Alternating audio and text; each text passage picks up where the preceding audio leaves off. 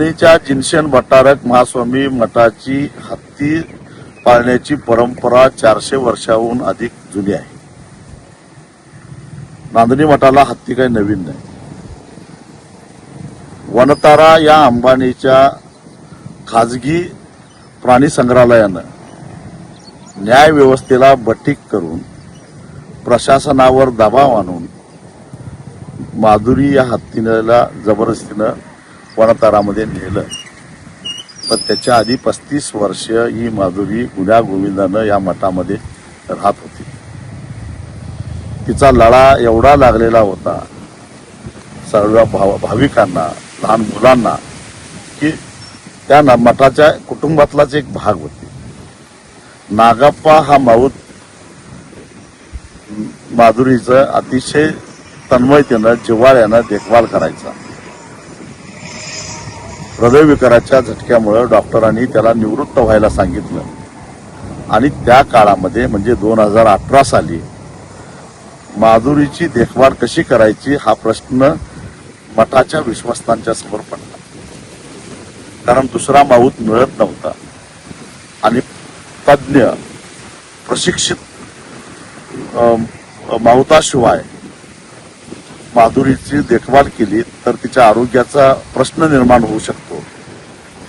या काळजीने विश्वस्तांनी विचार केला, माझ्याबरोबर चर्चा केली आणि मला त्यांनी विनंती करायला सांगितली वन विभागाला की आपला शोध जो माऊताचा शोध आहे तो शोध पूर्ण होईपर्यंत काही कालावधीसाठी म्हणून गडचिरोलीला जो हत्तीचा कॅम्प आहे ज्या ठिकाणी तांत्रिकदृष्ट्या शास्त्रीयदृष्ट्या हत्तींची देखभाल केली जाते, प्रशिक्षण दिलं जातं, त्या कॅम्पमध्ये माधुरीची काही काळासाठी रवानगी करावी आणि केरळ कर्नाटकातून एक चांगला प्रशिक्षित माऊत आपण आणावा आणि त्यासाठी आम्हाला कालावधी पाहिजे होता.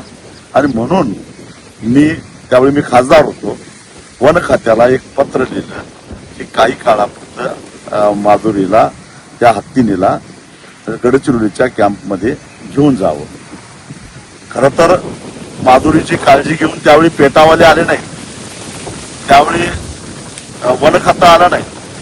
वन खात्यानं हात वर केली, असमर्थता दाखवली आणि म्हणून युद्ध पातळीवर शोध घेऊन आजचा जो इस्माईल हा माऊत आहे त्याला शोधून आणला आणि मग त्याच्यानंतर पुन्हा माधुरीची अतिशय चांगल्या पद्धतीनं व्यवस्था मठामध्ये व्हायला लागली. दरम्यानच्या काळामध्ये आत्ताचे जे जिनशन भट्टारक आहे त्यांची 2019 साली त्यांची निवड झाली, ते मठाधिपती झाले.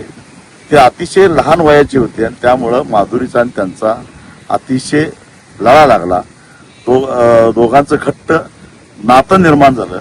हत्ती हा अतिशय संवेदनशील प्राणी असतो आणि हुशार असतो. त्याला कुणी खायला घातलं तर त्याची सोंड ही अतिशय संवेदनशील असते. सोंडेनं पहिल्यांदा तपासतो आणि मगच तोंडात घालतो.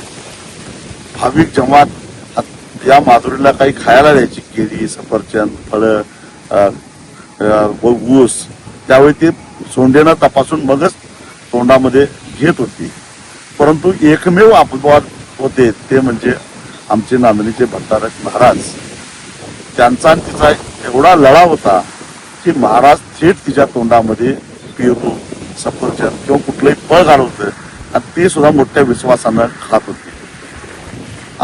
जेव्हा माधुरीच्या विदाईचा प्रसंग आला त्यावेळी महाराजांना हुंदके फुटले. याचं कारण ते नातं आता तुटणार होतं.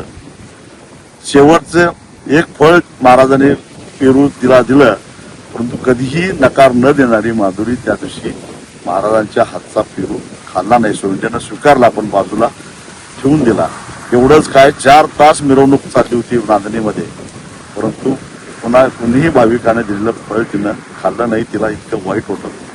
एवढंच नव्हे तर अॅनिमल ॲम्ब्युलन्स मध्ये बसून ती जेव्हा जात होती त्यावेळी तिनं शेवटचा मठाला अभिवादन केलं. त्याचेही व्हिज्युअल्स आता सोशल मीडियामध्ये व्हायरल व्हायला.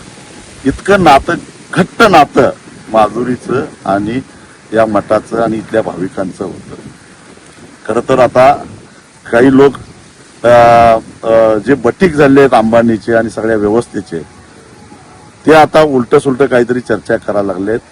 परंतु मी पुन्हा एकदा सांगतो, वनतारा हे ज्या ठिकाणी आहे तिथलं 45 डिग्री तापमान हे हत्तीच्या अधिवासाला पोषक नाही आहे. त्यामुळं पुन्हा एकदा कायद्याची लढाई लढून आमच्या माधुरीला परत आणल्याशिवाय मी तरी स्वस्थ बसणार नाही. अंबानी कितीही मोठा उद्योगपती असू दे, कितीही धनदांडगे असू दे, ठीक आहे, आम्ही आता बेसावध होतो, पण पुन्हा सावधपणानं चाल करून माधुरीला परत आणल्याशिवाय सोडणार नाही.